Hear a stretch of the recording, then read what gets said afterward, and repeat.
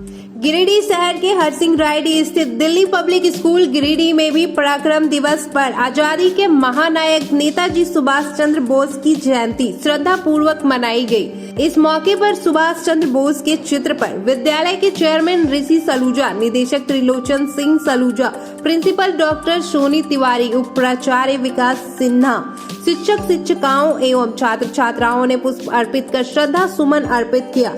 जयंती पर principal doctor Soni Tiwari ने सुभाष चंद्र बोस के जीवनी पर प्रकाश डालते हुए कहा कि देश की आजादी में उन्होंने नारा दिया, तुम मुझे खून दो, मैं तुम्हें आजादी दूंगा। इस नारे से नौजवानों का खून खौल गया। वे देश की आजादी के लिए मर मिटने के लिए तैयार हो गए। अंग्रेजी सत्ता की नींव हिल गई। उन्होंने कहा कि नेताजी एक सच्चे देशभक्त, निडर, साहसी एवं क्रांतिकारी नेता थे। उनके जीवन से छात्रों को मातृभूमि की आजादी की रक्षा एवं देश सेवा करने की प्रेरणा मिलती है। कहा कि सच्चे अर्थों में नेताजी हमारे देश के लिए एक सच्चे मार्गदर्शक थे। सबसे पहले मैं उनके जन्म के बारे में बताना चाहता हूँ कि उनका जन्म 1897 को उड़ीसा के कटक शहर में हुआ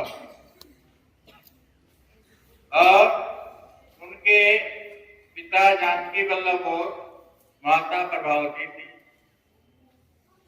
वे 14 संतान भाई बहन थे। जानने की बात नहीं जानते होंगे, जानिएगा, देखिएगा मोबाइल वगैरह किताब में। और सुभाष बाबू 9वें संतान में थे। सबसे बड़ी बात है, इनके पिता भी बहुत विद्वान थे, बहुत बड़े वकील थे, सरकारी वकील थे। फिर भी सरकारी वकालत को छोड़कर वे निजी प्रैक्टिस करने लगे। तो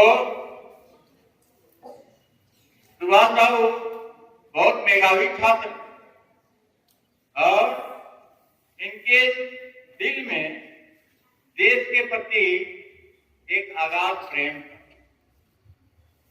वे अंग्रेजों के अंदर गुलामी में देश को देख करके उनके दिल में बहुत पीस होती थी। वे अंग्रेजों से मुक्त होना चाहते, इसलिए उन्होंने आजाद हिंद फौज की भी स्थापना की। जर्मनी वगैरह में रह करके जर्मनी सरकार भी ने साथ दी और साथ दिया।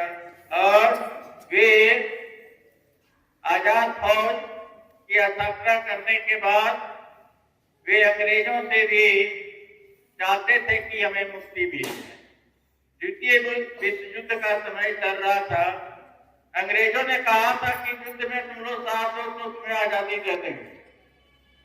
सुभाष चंद्र बोस भारतीयों की तरफ से उस युद्ध में समर्थन दिया, लड़ा, लेकिन बाद में अंग्रेज नकार दिया कि नहीं, आजादी नहीं मिलेगी।